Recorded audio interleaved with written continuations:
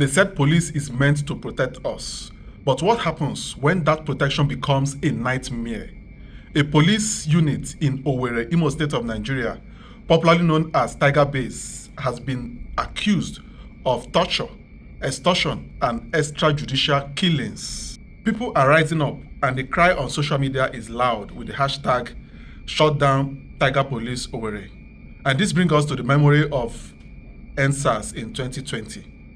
Now, the police commissioner, as usual, the state government and police commissioner, they've come out to downplay the whole of this accusation and also to claim or debunk it as rumors and baseless accusations, stating that the police command has been at their best by providing security to lives and property in Owerri and Axis, and they have been performing their duties as expected in terms of tactical support that is expected of them for the people of Owerri and Imo State at large. But me and you know that these words by these people in government are not to be taken as it appears to be.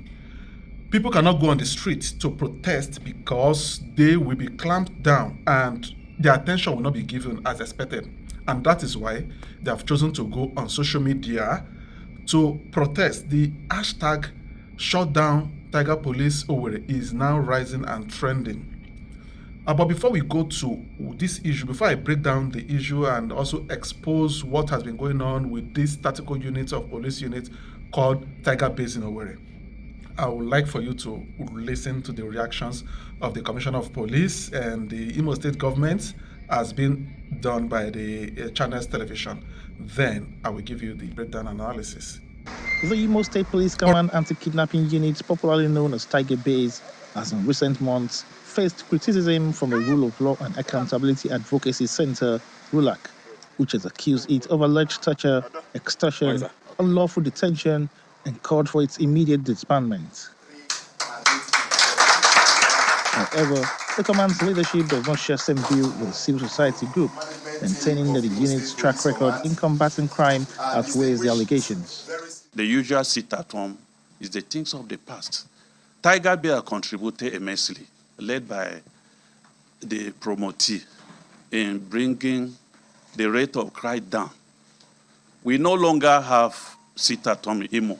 Let us look at what happened at Omog in Abombise, LGA. In fact, till tomorrow, my people are still commending the CP for what the CP did in that place. That is today, you can walk there freely, sleep with your two eyes closed. The Chief of Staff to the Governor of Imo State, Nnamdi Aye, also commends the command for its numerous commitments to keep crime under control, while congratulating the officer in charge whose commitment has been rewarded by the IGP. The crime level in Imo State has come to the barest minimum since the Commissioner of Police, Aboki Danjuma, assumed office. He's a man of intellect, a man of wisdom, a man that thinks before he acts. And I want to, on this day, commend you for your service to the Nigerian police force. The new Assistant Commissioner of Police in Imo State has pledged to justify the trust reposed in him through renewed commitment to service. This award made with double work. So I promise Imo State and I seek for the corporations so that I'm able to protect the Imo and entirely. The police command has reaffirmed its unwavering commitment to combating all forms of crime, vowing to take every necessary measure to safeguard peace and security in Imo State. Channels Television News. All right, I think you have seen it. Then I will give you the breakdown and expose of what has been happening and what led to this. But before that, I would like to hear your comment I will have to hear your thoughts in the comment section. And also, don't forget to like, subscribe if you are enjoying this analysis. Now, let's look at what has been happening in Imo State's tactical police unit called Tiger Base and expose that we get hold of. Just follow the trend. All right, let's look at the overview of the hashtag "Shut Down Tiger Base Owerri" protest. The hashtag "Shut Down Tiger Base Owerri" movement erupted on X, formerly known as Twitter, in early December 2025, driven by a surge of viral videos, eyewitness accounts, and activist calls exposing alleged systemic abuses at the Tiger Base, the Imo State Police Command Anti-Kidnapping Unit in Owerri. This isn't a traditional street protest with mass marches, but a digital and grassroots outcry, echoing the 2020 hashtag #EndSARS movement, demanding the unit's immediate closure. It's amplified by human rights groups, politicians, and everyday Nigerians, with over 10,000 posts under the hashtag in the last 24 hours alone. The trend gained explosive traction after a December 3, 2025 press release from the Imo State Police Command denying the allegations, which instead fueled more outrage. While physical protests in Owerri have been limited due to fear of reprisals and heavy police presence, the online mobilization has led to sporadic shutdowns of markets and calls for boycotts of police interactions. Activists warn it could escalate into wider demonstration if unaddressed. Similar to past Imo sit-at-home orders tied to security grievances.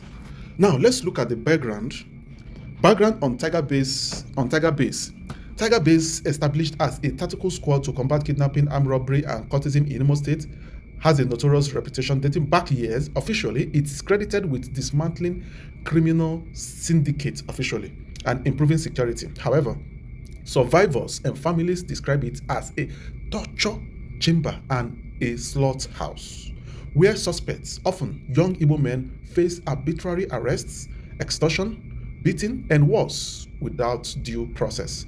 The unit's location in Owerri's World Bank area makes it a flashpoint for local tensions.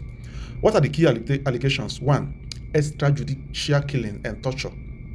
Detainees are reportedly being beaten with sticks, electrocuted, or being forced into stress positions until they confess or die. Bodies are allegedly dumped into morgues or rivers, with families extorted for ransoms ranging from 500,000 to 2 million naira to retrieve remains of their dead ones or beloved past ones. Extortion and illegal, which is the number 2 point, extortion and illegal detentions. Even lawyers bailing clients get detained. Can you imagine?